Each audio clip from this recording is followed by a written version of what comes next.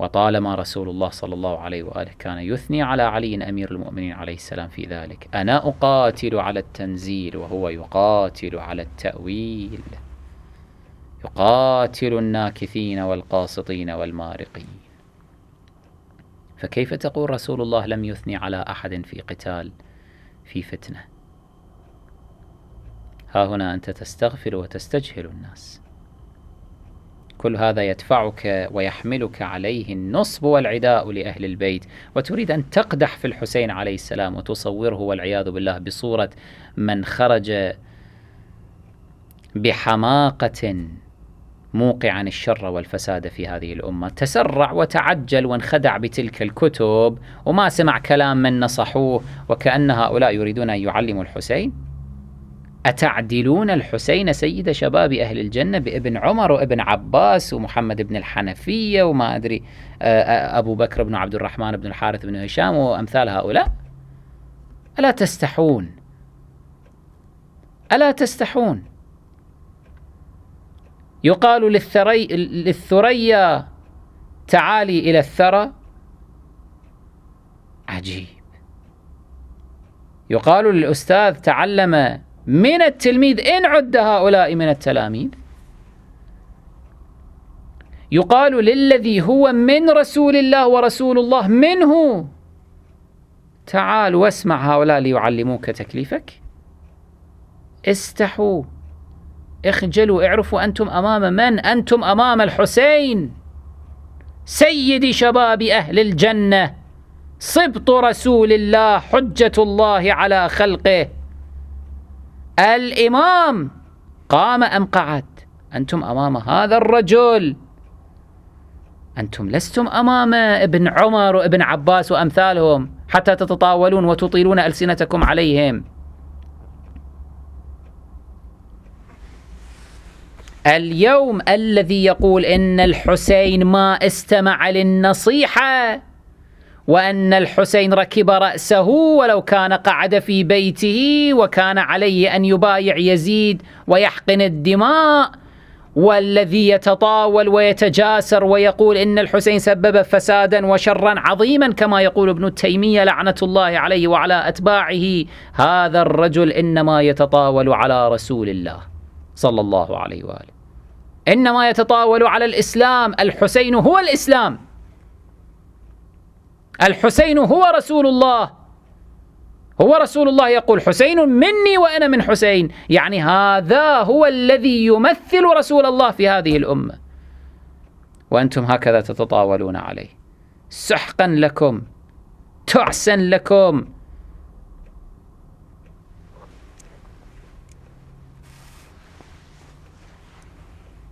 يكمل ابن تيمية هذا الخبيث فماذا يقول؟ يقول: وأحاديث النبي صلى الله عليه وآله وسلم الثابتة في الصحيح كلها تدل على هذا. على ماذا؟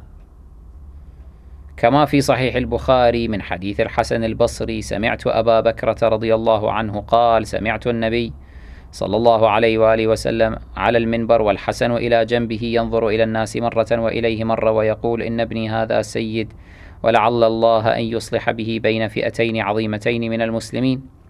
فقد أخبر النبي بأنه سيد وحقق ما أشار إليه من أن الله يصلح به بين فئتين عظيمتين من المسلمين، وهذا يبين أن الإصلاح بين الطائفتين كان محبوبا ممدوحا يحبه الله.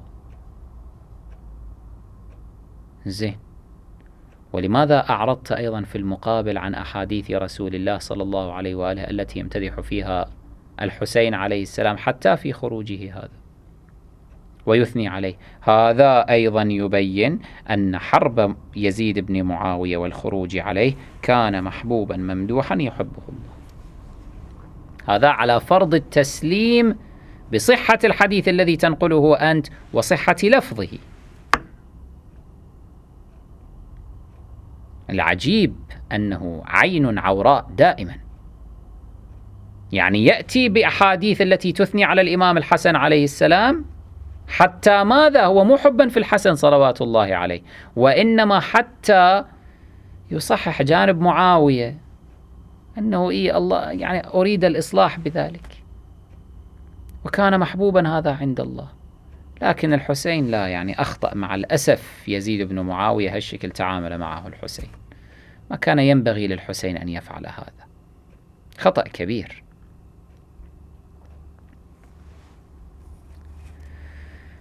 يقول: ومما يناسب هذا ما ثبت في الصحيح من حديث سليمان التيمي عن أبي عثمان النهدي عن أسامة بن زيد رضي الله عنه على تعبيره عن النبي صلى الله عليه وآله وسلم أنه كان يأخذه والحسن، يعني يأخذ أسامة بن زيد والحسن، ويقول: اللهم إني أحبهما فأحبهما. ففي هذا الحديث جمعه بين الحسن وأسامة رضي الله عنهما، وإخباره بأنه يحبهما، ودعاؤه الله أن يحبهما، وحبه صلى الله عليه وآله وسلم لهذين مستفيض عنه في أحاديث صحيحة، كما في الصحيحين من حديث شعبة عن عدي بن ثابت قال: سمعت البراء بن عازب رضي الله عنه قال: رأيت النبي صلى الله عليه وآله وسلم والحسن بن علي على عاتقه وهو يقول: اللهم إني أحبه فأحبه، إلى أن يقول: وهذان اللذان جمع بينهما في محبته، يعني أسامة والحسن، ودعا الله لهما بالمحبة، وكان يعرف حبه لكل واحد منهما منفردا. لم يكن رأيهما القتال في تلك الحروب، بل أسامة قعد عن القتال يوم صفين، ولم يقاتل مع هؤلاء ولا مع هؤلاء. وكذلك الحسن كان دائما يشير على أبيه وأخيه بترك القتال، ولما صار الأمر إليه ترك القتال، وأصلح الله به بين الطائفتين المقتتلتين. ماذا يريد بمثل كلامه هذا؟ أن يقول: انظروا، رسول الله قال عن الحسن عليه السلام وأسامة أنه اللهم إني أحبهما فأحبهما، ابني هذا سيد، وإلى آخره. هذا كاشف عن أن هؤلاء حيث لم يكن رأيهم القتال، على أنه القتال شر، الخروج شر، المنازعة شر، ما كان ينبغي أن يفعل الحسين هكذا.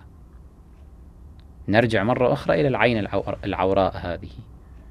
وما بالك أعرضت عن الأحاديث الكثيرة الأخرى التي فيها ثناء رسول الله صلى الله عليه وآله على الحسين، وامتداحه له، وتعبيره عنه بمثل هذه التعابير التي أنت استدللت بها.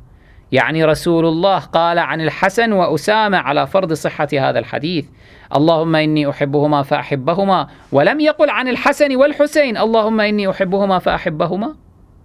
لما جعلت قول النبي ودعاءه ومعروفية حبه لأسامة والحسن دليلا على أن ترك القتال هو الصواب، ولم تجعل نفس الشيء وهو ما عرف من حب رسول الله للحسين ودعائه أن يحب الله من يحب حسينا، لم تجعله دليلا على صواب ما قام به الحسين من الخروج والثورة؟ عجيب هذا المنطق، هذا عجيب.